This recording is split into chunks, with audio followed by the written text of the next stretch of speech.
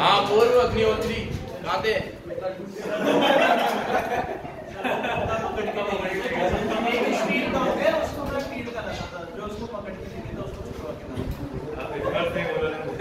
धन्य हो गया तुझे बात। चलो, अरे तो देव मानुष निकला रे। अब सुनो A7 कल स्टार्ट किया कंस्ट्रक्शन कॉन्ट्रैक्ट। थोड़ा कल का रिकॉल करके आगे बढ़ते हैं। देखो इधर, कल मैंने आप लोगों को बताया कि A7 क्यों लाया गया, क्योंकि जो कंस्ट्रक्शन के कॉन्ट्रैक्ट होते हैं यूजुअली वो एक अकाउंटिंग पीरियड में शुरू होते हैं और सेवरल अकाउंटिंग पीरियड तक चलते रहते हैं। कि जैसे कि अगर वो ईयर 1 में स्टार्ट हुआ तो खत्म होगा ईयर 3 में। तो इसके जो रेवेन्यू और कॉस्ट है उसको कैसे रिकॉग्नाइज करें, पूरा कंप्लीट होने के बाद या हर साल? तो एस कहता है नहीं, हर साल, क्योंकि आपको रेवेन्यू रिकॉग्निशन को डिले नहीं करना चाहिए। आज अगर मान लो आपका प्रोजेक्ट 5 साल का है तो क्या 5 साल में आपको पैसे नहीं दे रहा है? 5 साल बाद ही देगा पूरे पैसे। 5 साल में आप सबको ये बोलोगे कि मैं तो अभी बेरोजगार चल रहा हूँ, मेरी साइट तो कंप्लीट होने का नाम ही नहीं ले रही, क्योंकि वो तो 5 साल चलेगी। तो आप क्या 5 साल में P&L नहीं बनाओगे और सीधे 5वें साल में बना दोगे? बोला नहीं, ये तो सही नहीं है।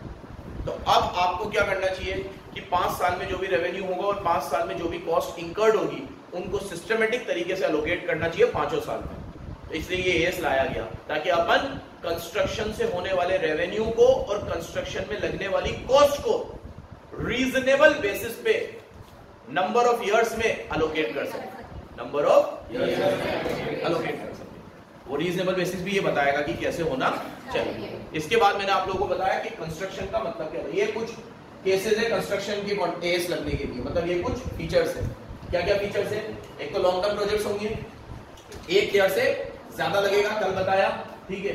फाइनल आउटकम आपको नंबर ऑफ इयर्स के बाद ही पता चलेगा। आज मैंने कोई बिल्डिंग ली, एक ही साल में बना के पटक दी, तो आउटकम तो पता चल गया, तो फिर उसके ऊपर A7 एप्लीकेबल, ठीक है। और लास्ट अलोकेट करना है आपको कि कौन सी कंस्ट्रक्शन की कॉस्ट किस तरीके से किस ईयर में अलोकेट होगी, वो भी ये सब चीजें बताएगा। Allocation of contract revenue and contract cost, ये कुछ पिलर्स है किसके? A7। आपको कल बताया मैंने कि what do you mean by construction contract. Construction contract का मतलब क्या होता है? तो यहां मैंने बताया 3-4 इंपॉर्टेंट चीजें हैं जो इस डेफिनेशन में आपको लिखी है। मतलब वो कॉन्ट्रैक्ट जो नेगोशिएट हुआ है for construction of an asset and combination of asset. मतलब एक एसेट बनाने के लिए या combination of asset, several assets बनाने के लिए जो एक दूसरे से इंटर रिलेटेड है, जिनका डिजाइन और टेक्नोलॉजी भी एक ही यूज हुआ है, तो वो सब कंस्ट्रक्शन के अंदर आएंगे। उनको सेपरेट एसेट नहीं माना जाएगा, उन सबको एक ही एसेट माना जाएगा। आज मैं तुम्हें बताऊंगा कि कब कब अगर मेरे को ठेके पे कोई चीज मिली और मैंने उसको 5 एसेट तैयार करके दी, तो कब उन 5 को अलग अलग ट्रीट करना है और कब उन 5 को एक मानना है, ठीक है। 5 को अलग अलग मानूंगा तो 5 अलग अलग कॉन्ट्रैक्ट हो गए, एक मानूंगा तो एक ही कॉन्ट्रैक्ट हुआ। तो ये सब चीजें भी एएस बताएगा हमें कि कब हमें सेवरल एसेट्स को एक गिनना चाहिए और कब हमें सेवरल एसेट्स को अलग अलग ट्रीट करना चाहिए। तो देखो, कंस्ट्रक्शन का मतलब ही पहले तो क्या होता है कि एक एसेट बने या कॉम्बिनेशन ऑफ एसेट बने, बस वो हो क्या? Closely related. किस टर्म में? डिजाइन में, टेक्नोलॉजी में, और उनका आउटकम भी एक ही होना चाहिए, अलग अलग नहीं, ठीक है। इससे कहा देखो कंस्ट्रक्शन में एक एसेट, अगर मैं ब्रिज बनाऊं, बिल्डिंग बनाऊं, डैम बनाऊं, तो एक एसेट हो गई। और कई बार मैं कंस्ट्रक्शन में नंबर ऑफ एसेट बनाता हूं जिनकी डिजाइन टेक्नोलॉजी एक होती है। इसका एक एग्जांपल दिया होगा इसने रिफाइनरीज का। रिफाइनरीज देखिए तुमने, रिफाइनरीज में बहुत सारी एसेट बनती है एक साथ, लेकिन उनका डिजाइन, टेक्नोलॉजी, सब कुछ क्या होता है? सेम होता है। देखो अभी अपन देखने के लिए पॉज कर दो। ये देखो, ये रिफाइनरी दिख रही है आपको, कितनी सारी एसेट्स है, इनका डिजाइन, इनका टेक्नोलॉजी, इनका आउटकम बिल्कुल सेम है। तो इसको भी किसमें कवर किया गया है? कंस्ट्रक्शन का। अब मैं इस पार्ट को, इस पार्ट को, इस पार्ट को, इस पार्ट को अलग अलग नहीं गिनूंगा, इनको एक ही गिनूंगा। तो ये एग्जांपल हो गया आपका कॉम्बिनेशन ऑफ एसेट्स का। किसका एग्जांपल हो गया? ये कुछ इस प्रकार की रिफाइनरीज होती है, ठीक है। ये बिल्कुल परफेक्ट इमेज है। तुम देखो इसमें डिजाइन बाहर से देखकर भी हमें लग रहा है कि इनमें डिजाइन, टेक्नोलॉजी एक ही तरीके का यूज हुआ है, जबकि ये सब एक साथ बनी नहीं होगी, इसमें बहुत समय लगा होगा बनने में, बहुत समय। तो इसके ऊपर भी S7 एप्लीकेबल। समझे कि नहीं समझे? कि AS7 जो है, ये भी कल बता दिया था कि AS7 जो है अगर आप कॉन्ट्रैक्ट में कोई सर्विसेज ऑफर करते हो तो उसके ऊपर भी एप्लीकेबल होता है। जैसे अगर मैं कंस्ट्रक्शन का काम कर रहा हूं और उसमें मैंने कोई आर्किटेक्ट की सर्विस दी तो आर्किटेक्ट के ऊपर भी AS लगेगा। सिविल इंजीनियर की सर्विस ली, उस पर इंटीरियर डिजाइनर की ली, उस पर भी AS लगेगा, क्योंकि वो लोग का भी सर्विस कंस्ट्रक्शन के साथ ही चलेगा पैरेलल, तो उनके ऊपर भी AS7 एप्लीकेबल होगा। तो contract for rendering services which are directly related to construction are also included, ठीक है, इन दिस AS, इस AS में इंक्लूड होगा। ये भी कल बता दिया था कि डिस्ट्रक्शन और रेस्टोरेशन, अगर आप किसी एसेट को पहले डिस्ट्रॉय करोगे फिर उसमें नया एसेट बनाओगे तो उसके ऊपर भी AS एप्लीकेबल होगा। लेकिन अगर आप सिर्फ डिस्ट्रॉय कर दोगे, नया कुछ बनाओगे नहीं, तो AS7 एप्लीकेबल नहीं होगा। ये भी कल बता दिया था कि कई बार रेस्टोरेशन ऑफ एनवायरनमेंट की वजह से भी कुछ चीजें बनानी पड़ती है अलग से। अभी जैसे मैं कोई फैक्ट्री डाल रहा हूँ, उससे कुछ एनवायरनमेंट को नुकसान होगा तो बोले यहाँ पे सब जगह पेड़ वेड़ लगाओ, गार्डन डेवलप करो, तो मैं कहा चलो ठीक है यार कर देंगे, ये भी कर देंगे, तो वो भी सब फिर पार्ट में माना जाएगा, क्योंकि वो कंस्ट्रक्शन की वजह से ही करना पड़ रहा है ना मुझे, ठीक है। कई बार ऐसा होता है, तुमने सुना है कि एनवायरनमेंट को अगर आप नुकसान पहुंचा रहे हो या कोई भी आपकी ऐसी चीज है जो सोसाइटी को हार्म पहुंचा सकती है, तो वो आपसे कुछ एक्स्ट्रा काम भी करवाते हैं कि यहाँ इतने पेड़ लगाओ, ये गार्डन डेवलप करो, ये चीज करो, फिर जाके हम आपको कंस्ट्रक्शन करने देंगे, तो वो सब भी फिर कंस्ट्रक्शन का पार्ट ही माना जाएगा। ये 1 और 2 में हो गया, डिस्ट्रक्शन वाली चीज सेकंड, और पहले रेंडरिंग ऑफ सर्विसेज, यहाँ तक कल हो गया था। अब ये फिर वापस से उसी चीज को लिख दिया, ठीक है। एग्जाम्पल कल पढ़ा था क्या मैंने? ये पढ़ लिया। सेकंड वाला अब यहां से आज बात करनी है कंबाइनिंग एंड सेगमेंट कंस्ट्रक्शन। क्या क्या पढ़ा अभी तक हमने? कंस्ट्रक्शन का मतलब क्या है, AS7 के 4 पिलर्स, ठीक है, और कौन कौन सी चीजें AS7 में इंक्लूड होंगी। कंस्ट्रक्शन तो इंक्लूड होगा ही होगा, उसके साथ उससे रिलेटेड कोई सर्विसेज दे रहा हूं तो वो भी आएगा, और कोई चीज बनाने के लिए कोई तोड़ना भी पड़ रहा है तो तोड़ना और बनाना दोनों पे AS7 एप्लीकेबल होगा। अब सामने देखो, आज बात कर लेते हैं कॉम्बिनेशन और सेगमेंटेशन। Combination and segmentation. हाँ, कल ये बात बता दी थी मैंने तुम्हें कि ये AS कॉन्ट्रैक्टी पे नहीं लगता, कॉन्ट्रैक्टर पे लगता है, मतलब कंज्यूमर पे नहीं लगता। आज मैं कोई बिल्डिंग बना रहा हूँ, मैं कोई फैक्ट्री बना रहा हूँ, रिफाइनरी में बना रहा हूँ, ये कॉन्ट्रैक्टर है, तो इस पे AS लग रहा है, इसको बताया जाएगा कि तू रेवेन्यू ऐसे रिकॉग्नाइज कर, कॉस्ट ऐसे रिकॉग्नाइज कर, मेरे को नहीं बताया जाएगा। अब वो मेरी रिफाइनरी बन जाए, मैं उसे तो बैलेंस शीट में तभी दिखाऊंगा, मेरा बिल्डिंग बन जाएगा, मैं उसे बैलेंस शीट में तभी दिखाऊंगा, तो मैं कब रिकॉग्नाइज करूंगा, मैं उसे कैसे दिखाऊंगा, इस पे ये AS एप्लीकेबल कस्टमर पे नहीं लगता, ये कॉन्ट्रैक्टर पे लगता है। ये याद रखोगे आप, कल बात हुई थी इसकी, किस पे नहीं लगता, ये कस्टमर पे नहीं लगता, ये किस पे लगता है, कॉन्ट्रैक्टर पे। जो बना रहा है उसके रेवेन्यू और कॉस्ट को रिकॉग्नाइज करना है, जिसके लिए बनाया जा रहा है उसके ऊपर कुछ भी एप्लीकेबिलिटी उसे तो जैसे रिकॉग्नाइज करना है, अकाउंटिंग के जनरल प्रिंसिपल्स है उनको फॉलो करो। जैसे अगर मेरी बिल्डिंग आधी कंप्लीट है तो अभी मत दिखाओ उसे, पूरी बन जाए तब दिखाओ, जो भी तुम्हें करना हो उसके लिए अलग चीजें हैं। अब कॉम्बिनेशन और सेगमेंटेशन की बात करते हैं।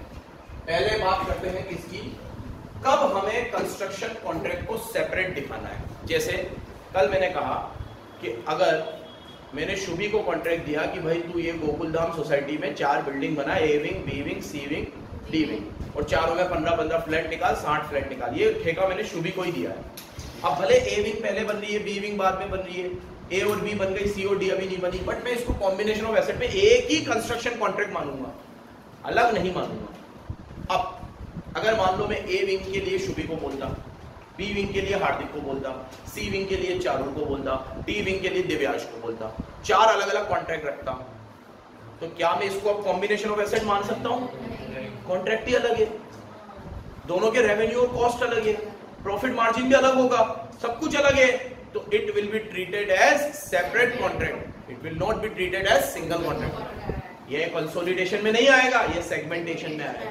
इसमें आएगा ये इसको अलग अलग माना, तो यही पढ़ेंगे आप कि कब अलग मानना है, कब एक मानना है। देखो, when a contract cover number of assets, जैसे रिफाइनरी में भी नंबर ऑफ एसेट्स थी, तो बहुत सारी एसेट्स हो, तो construction should be treated as separate. है बहुत सारी, लेकिन उसको एक मानेंगे, अरे एक नहीं मानेंगे, सेपरेट मानेंगे। रिफाइनरी को तो एक मानना है, लेकिन कब अलग अलग माना जाएगा, कब सेपरेट माना जाएगा, व्हेन ये 3 कंडीशन पूरी होनी चाहिए, 1, 2 और 3। तीनों के बीच में और नहीं है, एंड है, तीनों है। ये पूरी होगी तो सब अपने आप पूरा हो जाएगा। मेन है ये फर्स्ट वाली, जब आपने सबको सेपरेट टेंडर्स दिए थे, जब आपने जैसे A विंग मैंने शुभी से बोला था, B विंग मैंने हार्दिक से बोला था, जहां तुमने ये सुना कि कॉन्ट्रैक्टर अलग अलग है, वही समझ जाओ ये सेपरेट कॉन्ट्रैक्ट के कॉम्बिनेशन वाला केस। सेम ऐसे ही रिफाइनरी के अंदर जो अभी मैंने रिफाइनरी दिखाई, ये वाला पार्ट ए बना रहा था और ये वाला पार्ट बी बना रहा था और ये वाला पार्ट सी बना रहा था, उसको उसी वक्त अलग अलग ट्रीट करना है। अब उसे एक ट्रीट, बाकी दो तो इतनी रिलेवेंट ही नहीं है। पहली पूरी हो गई ना तो तीनों पूरी हो गई। पहली मेन है कि अगर उनके लिए सेपरेट प्रपोजल सबमिट किए गए थे, अगर उनके लिए सेपरेट प्रपोजल सबमिट किए गए थे, ठीक है। तो अगर ए विंग कोई और बना रहा है, बी विंग कोई और बना रहा है, ये बना रही है शुभी, ठीक है, और ये बना रहा है हार्दिक, तो बस वही खत्म। फिर इसको क्या माना जाएगा? सेपरेट। क्या नहीं माना जाएगा? कॉम्बिनेशन। क्या माना जाएगा? सेपरेट। इसमें से केस स्टडी टाइप क्वेश्चन आएंगे, बराबर याद रखना। Condition number 1। कंडीशन नंबर 2, हर एसेट का सेपरेट नेगोशिएशन था। सबसे मैंने अलग अलग वार्तालाप करी, शुभी को अलग बुलाया, अलग उसके साथ बात करी, ठीक है, हार्दिक से अलग टर्म्स पे बात हुई, दिव्यांश से अलग टर्म पे बात हुई, चारुल से अलग टर्म पे बात हुई, सबके साथ अलग अलग मेरे सेपरेट कॉन्ट्रैक्ट्स है। किसी को इतने पे ठेका मिला है, कितनी को इतने पे मिला है, किसी को इतने पे मिला है। तो ये पॉइंट तुम्हें इससे लिंक नहीं लग रहा? जब सब लोग अलग अलग प्रपोजल देंगे तो सबके साथ नेगोशिएशन भी अलग ही होगी, एक थोड़ी होगी। इसीलिए मैंने बोला पहला पॉइंट मेन है। पहला अगर फिट बैठ गया तो दोनों अपने आप फिट बैठेंगे। तो देखो, the asset has been subject to separate negotiation.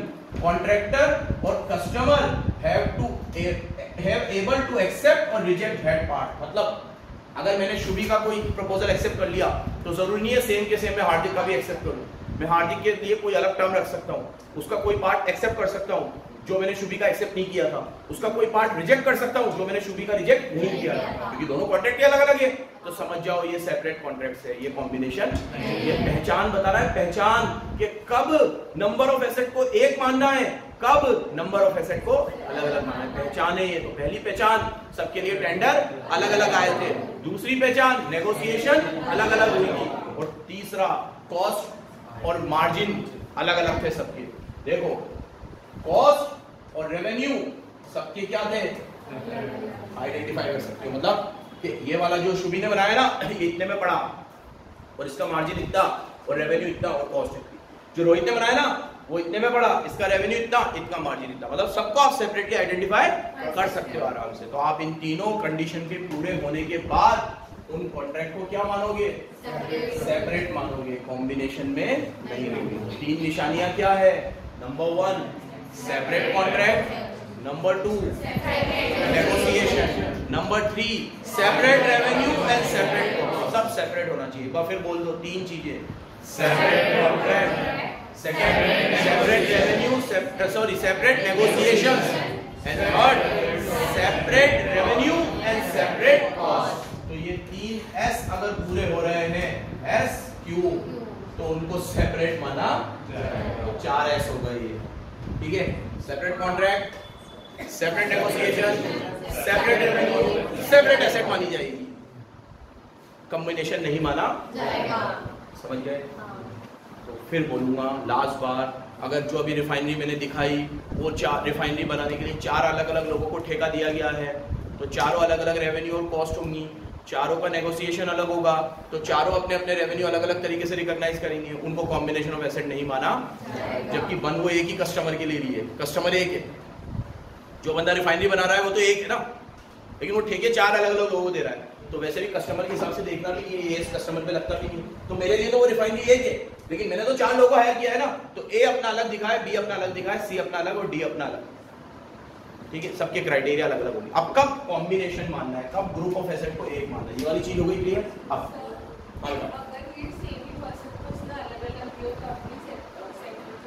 अगर सेम ही पर्सन को अलग अलग दिए तो फिर ये देख कि उसके साथ नेगोशिएशंस कैसी हुई है, कॉस्ट और रेवेन्यू कैसे है, सब सेम है, अलग अलग कैसे होंगे?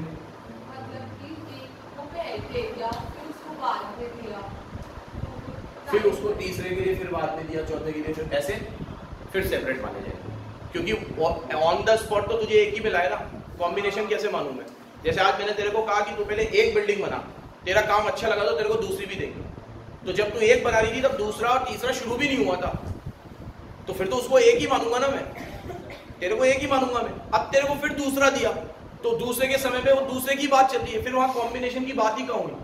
हाँ, अगर मैंने तेरे को चारों दे दिए और बोला तू चारों के साइमल्टेनियसली काम शुरू कर दे, लेकिन चारों में कुछ फर्क है, जैसे इस बिल्डिंग का इतना रेवेन्यू मिलेगा, इसका इतना, तो वो हो सकता है, उसके लिए कॉम्बिनेशन ही माना जाएगा, अलग नहीं माना जाएगा, क्योंकि वो पॉसिबल है कि यहाँ पे ये चीजें बनाना, यहाँ ये चीज मत बनाना, तो उसके हिसाब से यहाँ पे पैसे थोड़े कम देना, यहाँ पे पैसे थोड़े ज्यादा देना, तो वो ऊपर नीचे चलता है, उसमें कोई दिक्कत नहीं है। उस केस में आप उसको कॉम्बिनेशन ही मानोगे, आप उस केस में उसको कॉम्बिनेशन ऑफ एसेट ही मानोगे।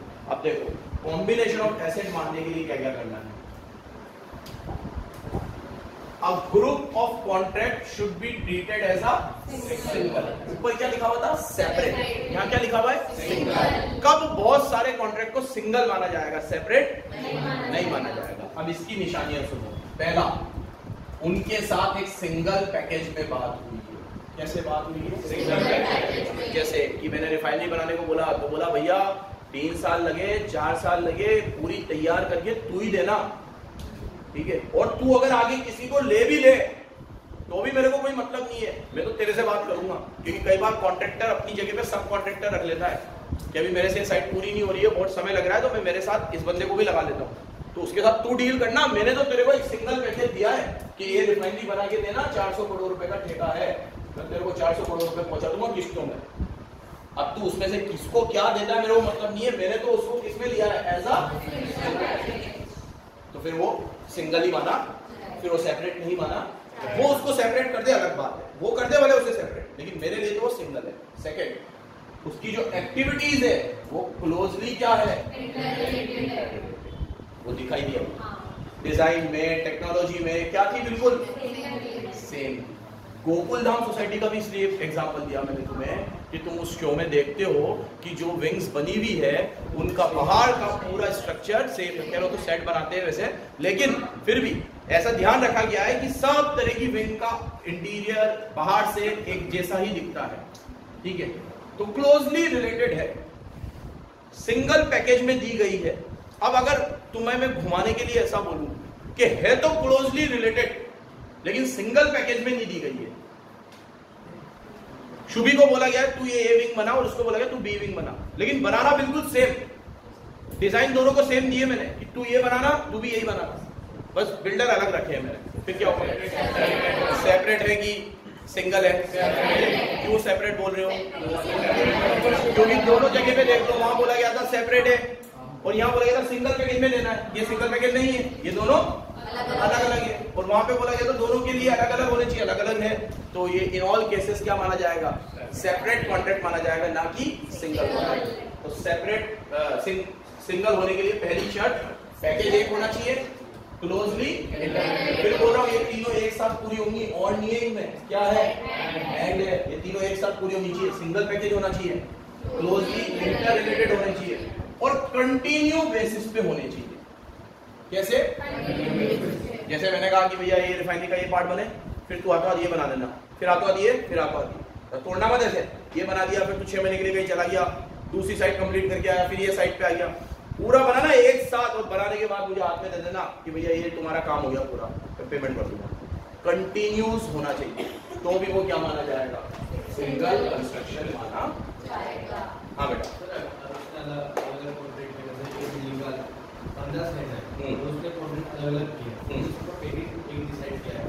बंदा कौन से है? कंज्यूमर के कॉन्ट्रैक्टर तू है मान ले। हाँ, मैंने तेरे को 4 बिल्डिंग बनाने को दी, चारों के कॉन्ट्रैक्ट अलग अलग हुए हैं, तो मैं तुमसे पूछता हूँ अब कि क्या होना चाहिए? इसमें 2 बातें होंगी। अगर पैकेज सिंगल है तो ये कॉम्बिनेशन में आएगा, पैकेज सबके अलग अलग है तो सेपरेट ही माना जाएगा, क्योंकि 4 बिल्डिंग है, 4 अलग अलग जगह पे बन रही है, 4 बिल्डिंग है, 4 अलग अलग जगह पे बन रही है, तो तुम इतना दिमाग लगा लो कि चारों की रेवेन्यू और कॉस्ट तो वैसे ही चेंज हो जाएंगे।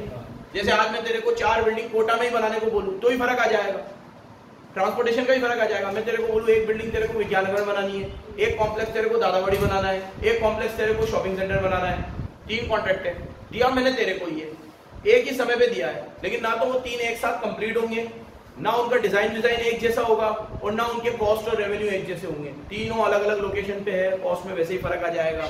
ठीक है,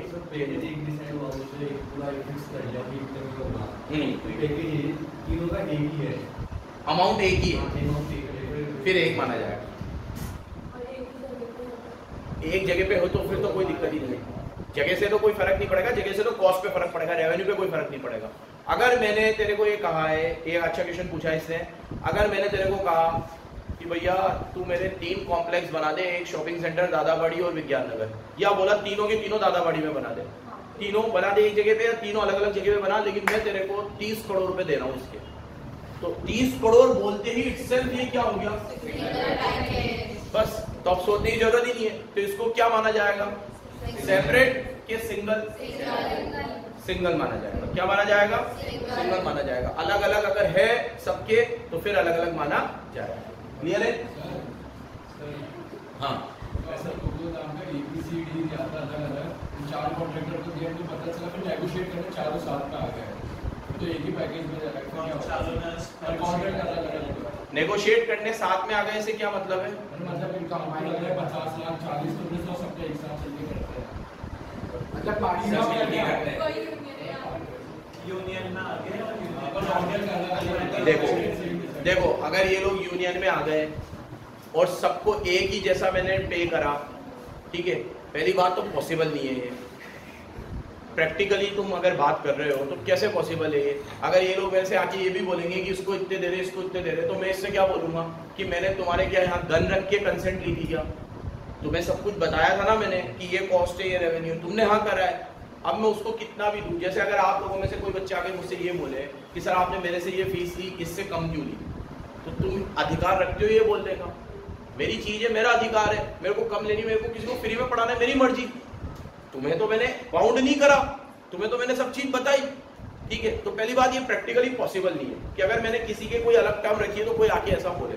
गवर्नमेंट के ठेकों में तो अक्सर ऐसा होता है कि एक ही रोड का, एक ही सड़क का एक बंदे को ठेका मिलता है इस रेट पे, उसी सड़क को आगे बनाने के लिए एक बंदे को रेट मिलती है दूसरी, वो मिलती है, ठीक है। स्टिल अगर तेरी इम्प्रैक्टिकल बात को प्रैक्टिकल मान भी लिया जाए कि चलो चारों एक साथ आ गए, और अगर मैंने इन चारों की टर्म्स एंड कंडीशन बिल्कुल सेम कर दी और सेपरेट पैकेज को सिंगल पैकेज बना दिया, तो डिस्कशन खत्म। अगर वो सिंगल बन गए तो वो सिंगल ही माने जाएंगे। बोल लो चारों कॉन्ट्रैक्टर उनको, वो तो मैं बताऊंगा भी अकाउंटिंग कैसे होती है। अलग अलग करेंगे, सिंगल में भी सिंगल ही करेंगे, अरे अलग अलग ही करेंगे। मेरे अलग एक साथ मानने से उनके बुक्स ऑफ अकाउंट थोड़ी सेम हो जाए, इसीलिए तो मैं कह रहा हूँ बिल्कुल इम्प्रैक्टिकल बात है। वो लोग अपनी अकाउंटिंग तो अलग ही करेंगे।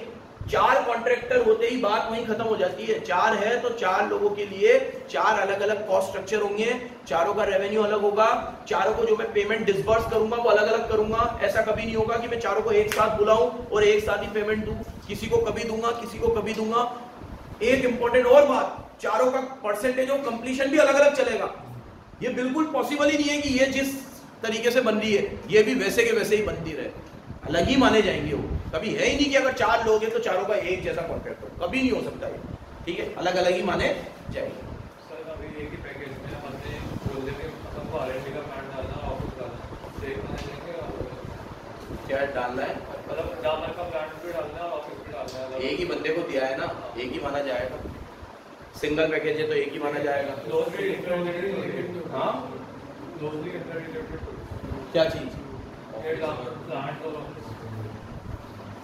अगर क्लोजली इंटर रिलेटेड नहीं है तो ऊपर डेफिनेशन में कवर नहीं होगा, फिर अलग अलग माने जाएंगे।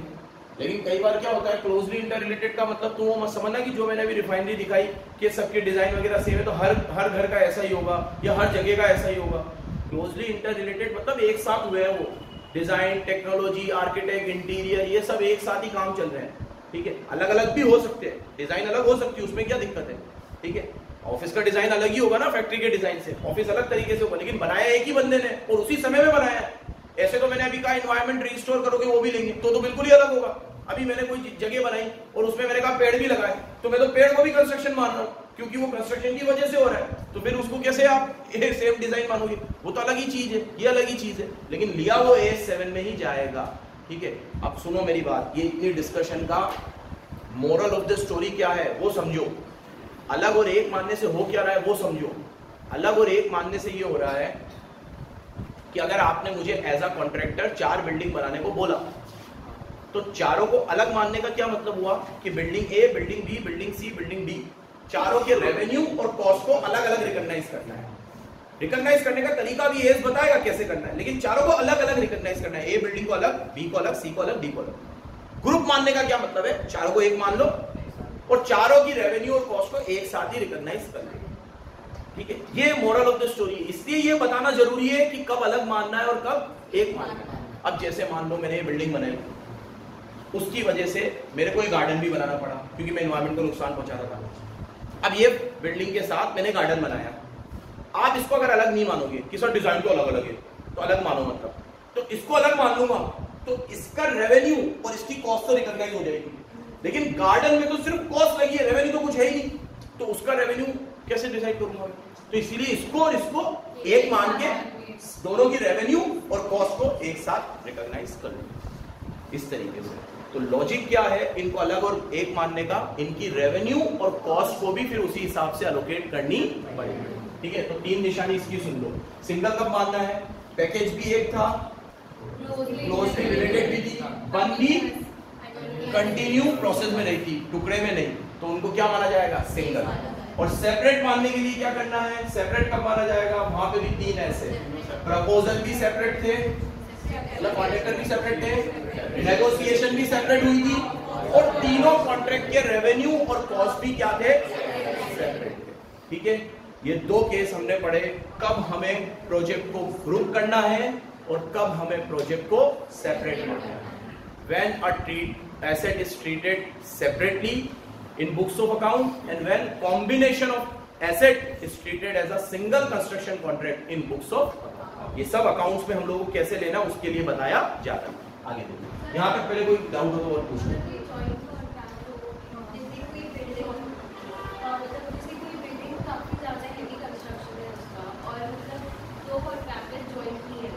कौन सी क्लास किया है, 1 मिनट रुको। हाँ, और वो मतलब काफी हैवी कंस्ट्रक्शन है और 2 कॉन्ट्रैक्टर्स जॉइंटली उस पे काम करेंगे, फिर उसको कैसे? मैंने 2 जॉइंट कॉन्ट्रैक्टर को लिया है, ठीक है।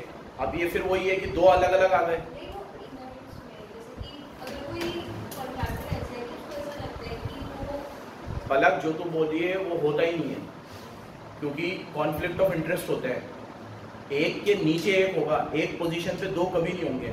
जैसे कि अगर मान ले मेरे को कोई बहुत बड़ी बिल्डिंग बनानी है और मुझे लग रहा है ये एक से नहीं होगी, तो मैं बड़े बिल्डर को हायर करूंगा, वो अपने अंडर में 2-3 बिल्डर रख लेगा, ये होगा। मैं कभी 2 से बात नहीं करूंगा, मैं 2 से बात करूंगा तो वहीं खत्म हो जाएगी पूरी पिक्चर, कॉन्फ्लिक्ट ऑफ इंटरेस्ट आएगा, ठीक है। डिसीजन मेकिंग में दिक्कत आएगी, एक बोलेगा ऐसे करना है, एक बोलेगा ऐसे करना है, ठीक है। तो आप तो सब पढ़ते हो ये सब चीजें, ये तो होनी ही नहीं चाहिए कभी। कॉन्ट्रैक्टर तो मेरा जिससे बात चल रहा होगा वो एक होगा, अब उसको लग रहा है ना काम बड़ा है, तो अभी मैंने बोला कि वो अपने अंडर में सब कॉन्ट्रैक्टर नीचे अपने लोग रख लेते हैं, उनसे वो डील करेंगे, मेरे को क्या लेना देना, मैंने तो एक को ही दिया है, तो वो एक ही कॉन्ट्रैक्ट माना जाएगा। अब एक तीसरा भी केस दे रखा है इसमें, मेरी तरफ देखो, मैंने कंस्ट्रक्शन कॉन्ट्रैक्ट लिया और एक बहुत बड़ी बिल्डिंग बना ली थी, 5000 स्क्वायर फीट, फार्म हाउस वगैरह सब बनाना था, ठीक है।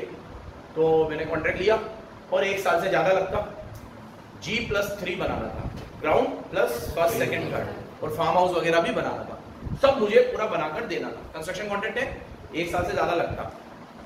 अब काम चल रहा था बढ़िया, 2 साल हुए, 2 साल बाद पार्टी ने बोला, मान लो रोहित का ही बना रहा था मैं, तो रोहित ने बोला यार सर ऊपर टेरिस पे आप वो रूफ टॉप वगैरह भी बना देना और कुछ एडिशनल चीजें भी लगा देना, ठीक है। तो या ऐसा मान लो सेकंड तक बात हुई थी, थर्ड की बात नहीं हुई थी, लेकिन इसने बाद में बोला सर थर्ड भी बना देना और टेरिस के ऊपर कुछ और क्या बनता है ना वो आजकल रूफ टॉप, और एक और अभी नई चीज भी निकली है कुछ, हाँ ऊपर ही मैंने कहीं रील पे देखा था, कहीं पे ऊपर छत पे ही पता नहीं सब एक बन जाता है, क्या बोलते हैं पूल बनवाने से पूल तो मैं बनाऊंगा या पूल चलो। अब मैंने कहा कि भैया 3rd फ्लोर भी बना देना, रोहित ने कहा 3rd भी बना देना और रूफ टॉप भी बना देना। अब मेरी तरफ देखो, तो ये 2 चीज एडिशनल निकल कर आई, तो अब इन 2 चीजों को उसी कॉन्ट्रैक्ट में काउंट करना है कि सेपरेट ट्रीट करना है। इसकी बात पहले नहीं हुई थी, बाद में आई है। तो ये तीसरा पॉइंट उसका है, ये तीसरा पॉइंट उसका है। फर्स्ट पॉइंट तो किसका था, कब सेपरेट मानना है, सेकंड पॉइंट कब सिंगल मानना है। अब थर्ड एडिशनल की बात हो रही है कि इसने मुझसे कहा सर थर्ड फ्लोर भी बना देना और रूफ टॉप भी बना देना। तो अब बताओ, जल्दी बताओ क्या करना है उसे, उसी कॉन्ट्रैक्ट में काउंट करना है कि it will be treated as a separate contract.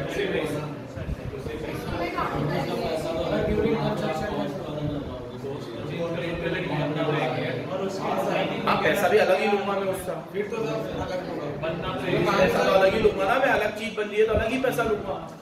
हाँ क्योंकि सर मान लो आपने बिल्डिंग का कंस्ट्रक्शन 2 साल पहले से स्टार्ट कर दिया है और 2 साल पहले फिर 2 साल बाद बोला कि अब थर्ड फ्लोर भी बनवाना है, तो उस समय तक तो कॉस्ट कुछ अलग होगी, तो इस समय तो कॉस्ट कुछ अलग लगेगी ना सर, तो पैसा दोनों का अलग अलग दिक्कत में दोनों को उनको सेपरेट देंगे। पढ़ो पढ़ो देखो, अब कॉन्ट्रैक्ट में provide for construction of additional asset. कई बार ऐसा हो सकता है कि हम क्या बनाने को बोल सकते हैं, एडिशनल एसेट। जैसे G+2 की बात हुई थी पहले, लेकिन बाद में बोला गया कि क्या कर दो G+3 कर दो और प्लस रूफ टॉप भी ऐड कर दो, ठीक है। अब at the option of customer, ये कस्टमर के कहने पे कर रहा हूं, किसके कहने पे कर रहा हूं, और may be amended to include, और फिर अमेंड हो रहा है कि भैया ये चीज भी इसमें इंक्लूड करो, तो मैं मान रहा हूं जो बोलेगा कस्टमर करना पड़ेगा। तो क्या करेंगे उसको, कंस्ट्रक्शन ऑफ एडिशनल एसेट, मतलब जो थर्ड फ्लोर बन रहा है should be treated as a separate.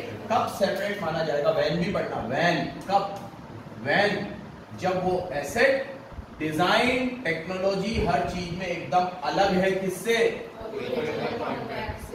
और उसका जो प्राइस है वो negotiated without regard to original price, मतलब बिना ओरिजिनल के उसका प्राइस डिसाइड किया गया है कि भैया आपकी G+2 की बात हुई थी, उसका अपना 5 करोड़ का था, वो 5 करोड़ अलग रहेंगे, अब इसका मैं अलग लूंगा, इसके अंदर अलग चीज लगेगी, मटेरियल लेबर सब अलग है, डिजाइन वगैरह अलग चलेगा, रूफ टॉप पे अलग ही चलेगा, तो फिर भैया मैं इसको अलग से ट्रीट करूंगा, इसके मेरे को 1 करोड़ आप अलग देना, वो 5 करोड़ का अपना कॉन्ट्रैक्ट अलग है।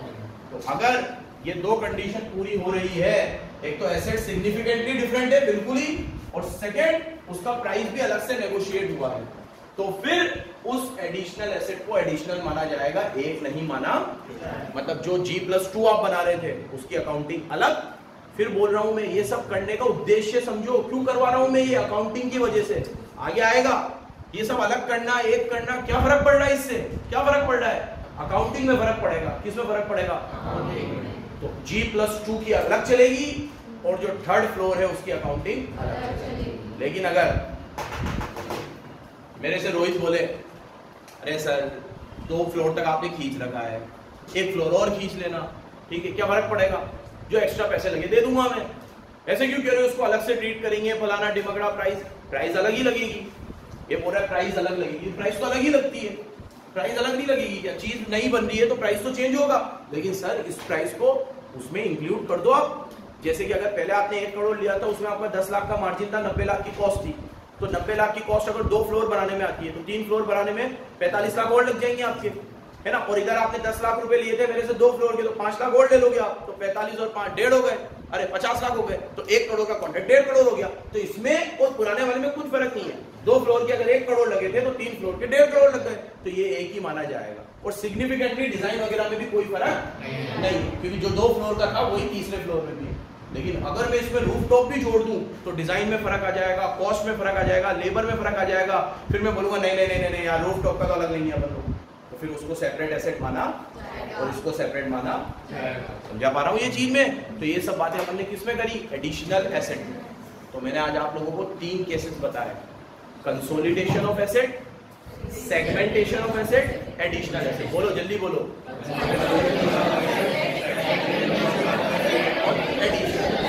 तीनों में अलग अलग बातें बोली है, कब सेपरेट मानना है, कब एक मानना है, और एडिशनल को कब सेपरेट मानना है, और एडिशनल को कब, एडिशनल चीज ही अलग होती है ना। एडिशनल मतलब कॉन्ट्रैक्ट स्टार्ट हो गया, उसके बाद कस्टमर की कुछ डिमांड आई कि ये भी बना दो ना यार, तो फिर उसको किस तरीके से ट्रीट करना।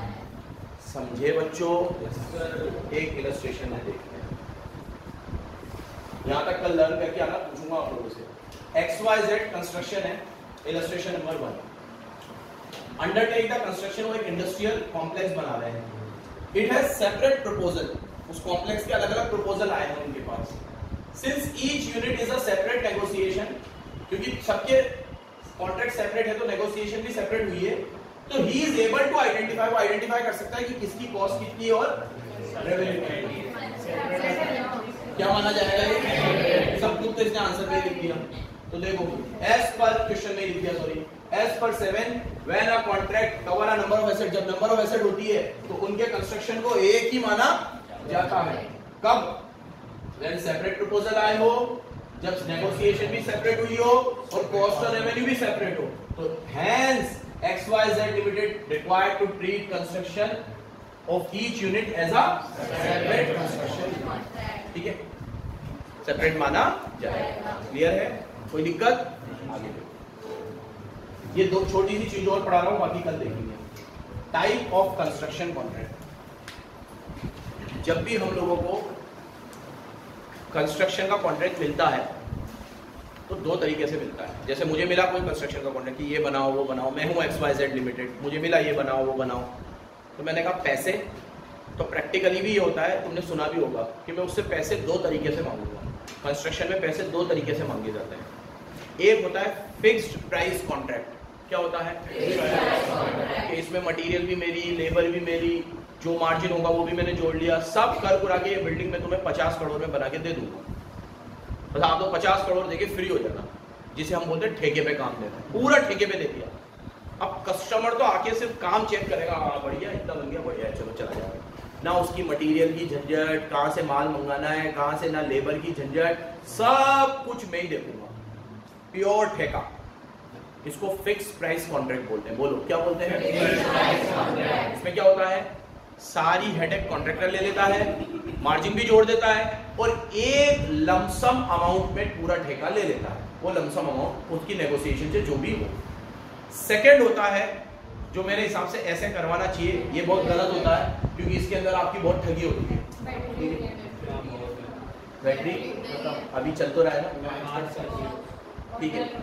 Fix contract. अब दूसरा वाला आपको ये करना चाहिए कॉस्ट प्लस कॉन्ट्रैक्ट। इसमें क्या है? आप सारी चीज खरीद के लाओ, जहां से भी लानी हो मैं बनवाऊंगा, जितना भी बनेगा उसमें एक फिक्स परसेंटेज मेरा, कॉस्ट प्लस कॉस्ट प्लस। अब अगर आपकी कॉस्ट लगी 1 करोड़ तो मेरा 10% उस पर है, तो आपको मुझे 1 करोड़ 10 लाख देना। 1 करोड़ आपकी कॉस्ट का, 10 लाख मेरी मेहनत का।